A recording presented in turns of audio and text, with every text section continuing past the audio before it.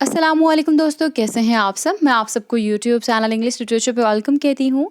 आज के इस वीडियो के अंदर हम बात करने जा रहे हैं मौलाना रूमी की another important poem which is a new rule. इसको डिस्कस करना हमने इस लेक्चर के अंदर। इससे पहले हम डिस्कस कर चुके हुए हैं ऑल थ्रू इटर्निटी को।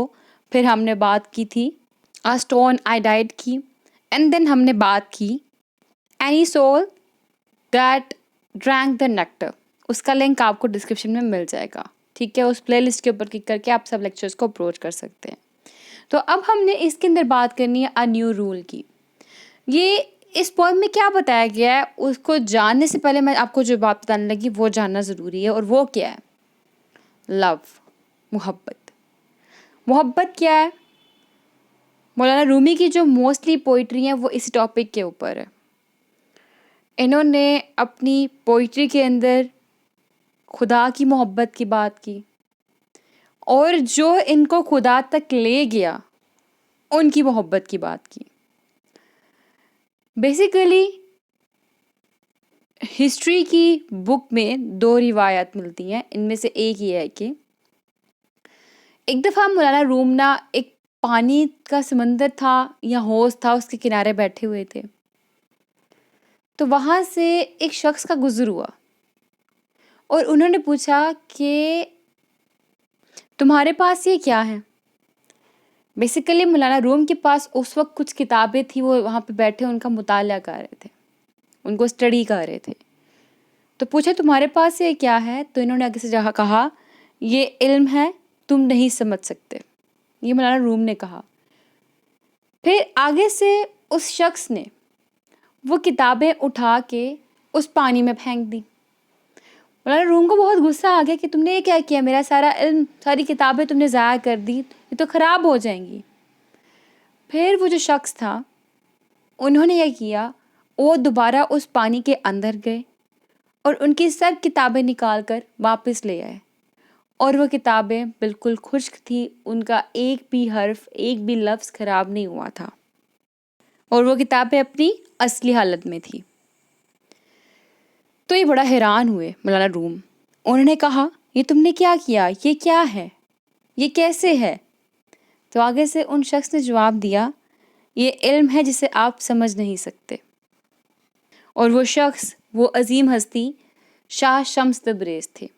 तो यहाँ से इनकी पहली दफ़ा मुलाकात हुई मौलाना रूमी की और शाह शम्स तबरेज़ की।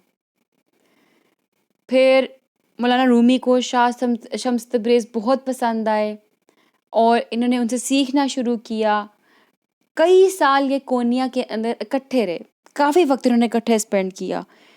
और फिर एक वक्त आया और एक स्पेसिफिक टाइम पीरियड के बाद शाह शम्स तबरेज़ जो है वो कोनिया छोड़ के किसी और जगह चले गए, और मौलाना रूम जो थे वो उनके तलाश में रहे और उनकी याद में रहे, काफ़ी ज़्यादा उनको याद करते थे। जैसा कि एक टीचर होता है ना, एक टीचर होता है, एक लीडर होता है, एक गाइडर होता है आपके लिए, जिसको आप बहुत ज़्यादा अप्रिशिएट करते हो और आप उनसे बहुत ज़्यादा प्यार करते हो। बिल्कुल वैसे ही इनको शाह शम्स तबरेज़ से इतनी मोहब्बत हो गई, इतनी मोहब्बत हो गई। और मोहब्बत क्यों हुई? मोहब्बत की मेन वजह ही इल्म थी कि उन्होंने उनको इल्म सिखाया, और उस इल्म की बुनियाद पे वो अल्लाह के बहुत करीब हो गए, ठीक है। तो ये है शाह शम्स तबरेज़, जिन्होंने मौलाना रूमी को इल्म दिया, मौलाना रूमी ने और लिया, उन्होंने और इल्म दिया, इन्होंने और इल्म लिया। इस तरह से इनका रिश्ता इल्म की बुनियाद पे बना, मोहब्बत की बुनियाद पे बना, और इस इल्म और इस मोहब्बत की बुनियाद पे इनको अल्लाह से बहुत मोहब्बत हुई, और ये अपनी आप की ज़ात को भूल गए और अल्लाह की याद में हर वक्त लगे रहे, ठीक है। ये था कुछ मौलाना रूम और शम्स तबरेज़ के बारे में, थोड़ा सा मैंने आपको ओवरव्यू दिया है। और शम्स का मतलब क्या होता है? शम्स बेसिकली सूरज जो होता है, जिसने मौलाना रूम के मुताबिक, मौलाना रूमी कहते हैं कि उन्होंने मौलाना रूमी को रोशनी अता की, अंधेरे से निकाल के रोशनी की तरफ लेके आए, और वो रोशनी, वो सीधी राह दिखाकर उन्होंने उनको अल्लाह के करीब कर दिया। फिर उनको अल्लाह के क्या अहकामात हैं, क्या अल्लाह ताला फरमाते हैं, और अल्लाह ताला है क्या, इस इश्क में लगा दिया। क्लियर? तो बेसिकली न्यू रूल जो है ना, वो ये जो मैंने आपको बात बताई ट्रांसफॉर्मेशन की, एक लाइफ ट्रांसफॉर्मेशन की, ज़िंदगी गुजारने का एक न्यू रूल, इसी के ऊपर बेस कर रही है। तो एनी हाउ अब हम लाइन को डिस्कस करते हैं क्रिटिकली। कहते हैं it is the rule with drunkards to fall upon each other, to curl, become violent and make a scene. ये जो रूल है ना, ये बिल्कुल उन्हीं शराबियों की तरह का है जो एक दूसरे के ऊपर गिरते हैं, लड़ते हैं, वॉयलेंट हो जाते हैं और एक सीन बना देते हैं। जो लोग नशा करते हैं, नशे में धुत होके भूल जाते हैं व्हाट इज़ द रियलिटी, और वो एक दूसरे से लड़ना शुरू कर देते हैं, वॉयलेंट हो जाते हैं और एक सीन बनाना शुरू कर देते हैं। फिर कहते हैं the lover is even worse than a drunkard. लेकिन जो एक लवर होता है वो एक ड्रंकर्ड से भी वर्स है, एक ड्रंकर्ड से भी बैड है। क्यों? आगे देखिए। I will tell you what love is. मैं आपको बताऊंगा कि मोहब्बत क्या है। To enter a mine of gold and what is that gold. कि एक कोई सोने की कान के अंदर दाखिल हो जाना, और वो सोना क्या है।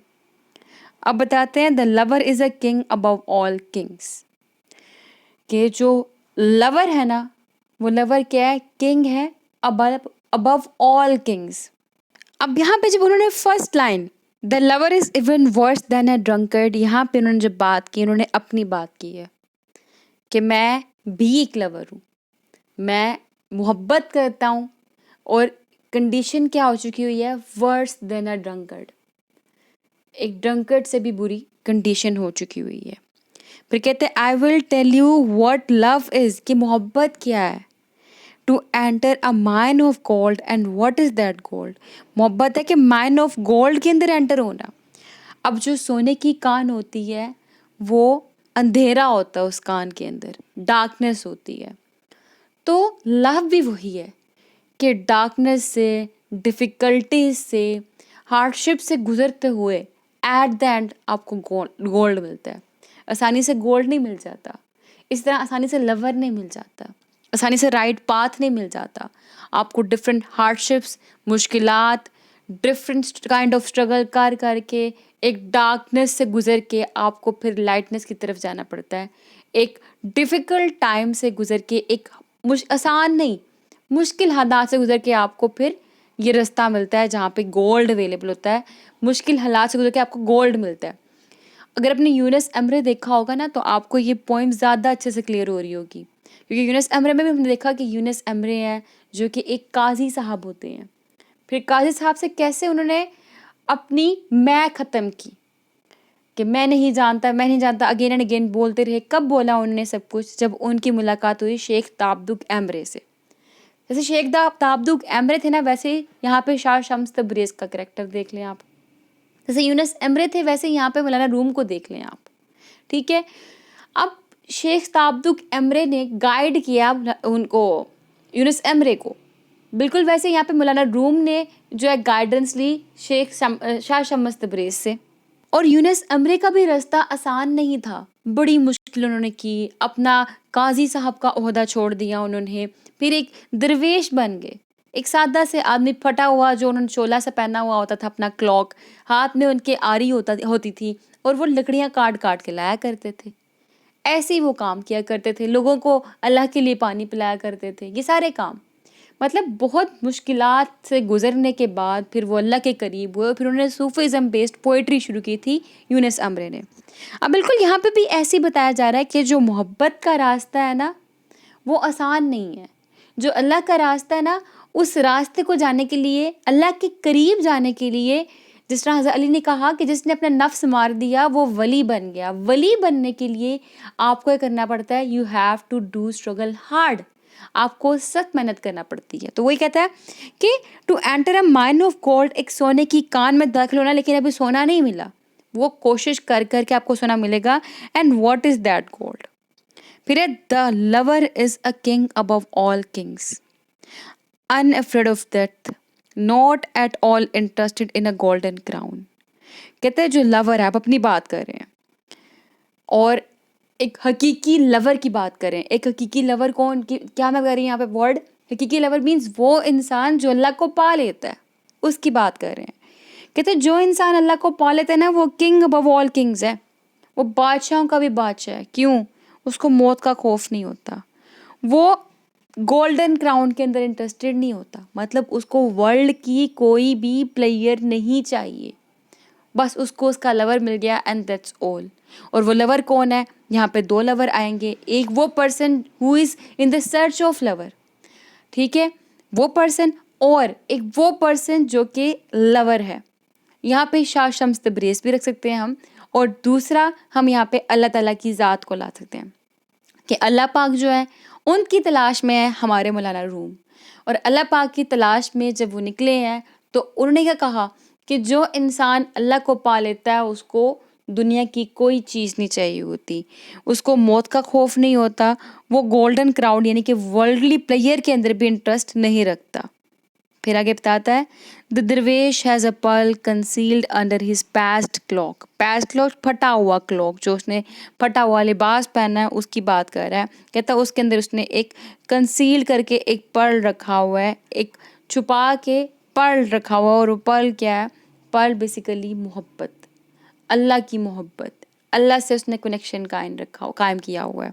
और दरवेश मैंने बताया सादा से लोग होते हैं जो कि अपने आप को, अपने नफ्स को सेक्रीफाइस करके, अपने को नफ्स को मार के अल्लाह ताला की याद में खुद को डिवोट कर देते हैं और घर घर जाके लोगों की मदद भी करते हैं। और कुछ दरवेश ऐसे भी होते हैं जो कि घर घर जाके चंदा इकट्ठा करते हैं, ठीक है, डोनेशंस वगैरह लेते हैं। फिर है, why should he go begging door to door. कहते क्यों एक दरवेश को डोर टू डोर जाना पड़े बैगिंग के लिए, मांगने के लिए। Last night that moon came along. अब जब इन्होंने ये बात कही तो कहते इससे पहले मेरे साथ एक वाकया पेश आया, और वो क्या वाकया था? वो वाकया ये कि last night that moon came along. Moon basically यहाँ पे यूज़ किया गया है शम्स तबरेज़ के लिए, ठीक है। मून यहाँ पे सिंबलाइज कर रहा है नॉलेज को, और यहाँ पे शाह शम्स तबरेज़ को सिंबलाइज कर रहा है नूर। मून बेसिकली जो नूर लेके आया है, जो रोशनी लेके आया है। और रोशनी कौन लाता है? एक टीचर, एक गाइडर। कहते last night that moon came along, कि लास्ट नाइट मेरे पास एक चांद आया, और वो चांद शाह शम्स तबरेज़ है। Drunk dropping clothes in the street. कहता है गली में जब हमारी मुलाकात हुई तो उन्होंने यह किया, ड्रंक ड्रॉपिंग क्लॉथ्स। ये ड्रॉपिंग क्लॉथ्स रेफर कर रहे हैं यहाँ पे नॉलेज को, कि नॉलेज दे देना। कि उन्होंने यह किया, मुझे वहाँ पे इल्म से भर दिया, मुझे वो नॉलेज देते गए, मैं लेता गया। Get up I told my heart, मैंने अपने दिल को कहा उठो। Give the soul a glass of wine, उठो अपने दिल को एक और ग्लास ऑफ वाइन दो। वाइन यहाँ पे रेफर कर रहा है, सिंबलाइज कर रहा है लव को, सिंबलाइज कर रहा है नॉलेज को। उठो अपने दिल को नॉलेज दो, अपने दिल को लव दो। That moment has come to join the nightingale in the garden, कि अब वो वक्त आ गया है कि मैं जाके नाइटिंगेल को गार्डन के अंदर ज्वाइन करूँ। नाइटिंगेल वो परिंदा है जो कि हर वक्त बुलबुल यानी किसको कहते हैं, हर वक्त खूबसूरत से गीत गाता रहता है। वही कहता है कि मेरा भी अब वक्त आ गया कि मैं भी अब खूबसूरत से गीत गाऊं, मतलब तबलीग शुरू करूं, प्रीचिंग शुरू करूं। अब मेरे पास इल्म है, मैं इस इल्म को लोगों तक पहुंचाऊं। गार्डन यहाँ पे वर्ल्ड की बात की गई है कि जो इस दुनिया में जो लोग मौजूद हैं, मैं उन लोगों तक ये इल्म पहुंचा के आऊँ जो इल्म अब तक मुझे मिला है, ठीक है, जो इल्म मुझे शम्स तबरेज़ ने दिया है, और इस इल्म ने मुझे अल्लाह के करीब कर दिया है। तो मैं भी ये इल्म लोगों तक पहुँचाऊँ ताकि वो भी अल्लाह के करीब हो जाए। To taste sugar with the soul parrot, कहता है कि मैं भी हूँ एक मिठास चखूँ पैरट की सोल के साथ। पैरट का सोल मतलब कि पैरट भी हर जगह, तोता हर वक्त बोलता रहता है। कहते हैं मैं भी तोते की तरह हर जगह बोलूँ और बोल बोल के अल्लाह का पैगाम लोगों तक पहुँचाऊँ। फिर है आगे, I have fallen with my heart shattered. कहते हैं मैं जो गिर चुका हूँ, आई हैव फॉलन मैं गिर चुका था, विद माई हार्ट शटर्ड मेरा दिल बिल्कुल टुकड़ों में बट चुका था। अब यहाँ पे गिरना और टुकड़ों में बटने से क्या मुराद है कि मैंने जो दुनिया के अंदर मगन था, मैं दुनिया के अंदर मगन होकर अपने आप को भुला बैठा था। लेकिन अब मुझे एहसास हुआ कि दुनिया में मुझे मगन नहीं होना चाहिए। मैंने दुनिया को छोड़ा और मैं अल्लाह की तरफ गया। माई हार्ट शटन, मेरा दिल बिखर चुका था, where else but on your path, लेकिन मेरा दिल बिखरा कहाँ पे, मैं गिरा कहाँ पे, मैं आया कहाँ पे, at the end where else, कहीं नहीं, बट ऑन योर पाथ, तुम्हारे रास्ते पे। ये रास्ता किसका? ये अल्लाह का रास्ता, कि ए अल्लाह मैं गिरा, मैंने दुनिया छोड़ी, मैं तेरी तरफ आया, तेरे मेरा दिल बिखर गया टुकड़ों टुकड़ों में, और मैं कहाँ आया? तेरे रास्ते पे आया। किस तरह से आया? ये आसान नहीं था, वो बता रहे हैं पाथ के माइन ऑफ गोल्ड था। मतलब एक कान थी, उस कान से सोने तक पहुंचने के लिए मुझे बहुत कोशिश करना पड़ी। अब है, and I broke your bowl, drunk my idol, so drunk, do not let me be harmed, take my hand. अब यहाँ पे यह क्या है कि मैंने फिर दुनिया को छोड़ा और मैंने इल्म को और लिया, मैंने इल्म को और लिया, और मैंने जो मेरी ज़ात थी, माई आइडल, अपने बारे में बात कर रहे हैं, अपने आप को ये कह रहे हैं कि जो दुनिया के अंदर समाये हुए हैं ना, वो अपने जिस्म की बात कर रहे हैं। कहते हैं मैंने अपने जिस्म को तोड़ा, मैंने अपने जिस्म को ख़त्म किया, मैंने अपनी ज़ात को ख़त्म किया, मैंने दुनिया को छोड़ा, और मैंने सो ड्रंक मतलब इल्म लेना शुरू कर दिया और लेना शुरू कर दिया। तो ए अल्लाह मुझे नुकसान ना पहुंचने देना, मुझे संभाल ले, टेक माई हैंड, मुझे संभाल ले, मेरा हाथ थाम ले। A new rule, a new law has been born, और इस तरह से एक न्यू रूल और एक न्यू लॉ आना शुरू हुए। Break all the glasses and fall toward the glass blower, कि जितने भी ग्लासेस थे मैंने तोड़ दिए, मतलब जितने भी दुनिया के जो रूल्स एंड रेगुलेशंस थे मैंने उनको छोड़ दिया, and fall toward the glass blower, और जो ग्लास बनाने वाला था, यानी कि जो दुनिया बनाने वाला था, मैं उसकी तरफ चला गया। यानी कि ए अल्लाह, मैं सारी दुनिया को छोड़ के तेरी तरफ आ चुका हूँ, तू मुझे थाम ले, तू मुझे संभाल ले, मेरा सिर्फ तू ही तू है, मुझे तेरे अलावा और कुछ नहीं चाहिए, मुझे इस दुनिया की कोई चीज़ कुछ भी अट्रैक्टिव नहीं लगता। अब दुनिया मेरे अंदर नहीं है, दुनिया ख़त्म हो चुकी है मेरे अंदर से, अब मैं जो हूँ वो तेरा हूँ, और तूने मुझे संभालना है, और मेरा हाथ पकड़ ले, टेक माई हैंड, मेरा हाथ पकड़ ले। तो कहता है मैं जितने भी ग्लासेस थे, जितनी भी दुनिया के रूल्स एंड रेगुलेशन थे, उनको छोड़कर ग्लास ब्लॉर, जो ग्लास बनाने वाला था, दुनिया बनाने वाला था, उसकी तरफ चला गया। अब कहते हैं ज़िंदगी का नया रूल क्या है, यहाँ पे बेसिकली पता लगा हम लोगों को। न्यू रूल यही है कि जो पुरानी सूरत हाल चल रही है आपकी, आप दुनिया के अंदर इतना इंडल्ज हुए, इन सब को छोड़ के अपना कनेक्शन अल्लाह से स्ट्रॉन्ग करो। अल्लाह का रास्ता इज़ रियल रास्ता, and if you want to have a successful life, और आप कामयाब ज़िंदगी गुजारना चाहते हो, और आखिर में भी कामयाबी चाहते हो, तो कभी भी अल्लाह का रास्ता मत छोड़ना। अल्लाह को मजबूती से थाम लो, अल्लाह की रस्सी कुरान पाक को मजबूती से थाम लो, then you will be successful in your life, that's all. तो ये थी टोटली स्पिरिचुअलिटी पोएम थी, और इसमें स्पिरिचुअलिटी का थीम देखा हम लोगों ने, सूफीज़म का थीम देखा, मिस्टिसिज्म का थीम देखा, हमने लव का थीम देखा। लव का थीम तो बहुत ही इम्पॉर्टेंट है इसके अंदर। ट्रांसफॉर्मेशन का थीम था, एंड रिवाइवल ऑफ सोल का थीम था। तो that's all about this poem. I hope कि आपको जो मौलाना रूमी की चारों पोएम है वो अच्छे से क्लियर हो चुकी होंगी। Thank you for watching this video. दुआ में खास याद रखिएगा। Take care, stay tune with us. अल्लाह हाफिज़।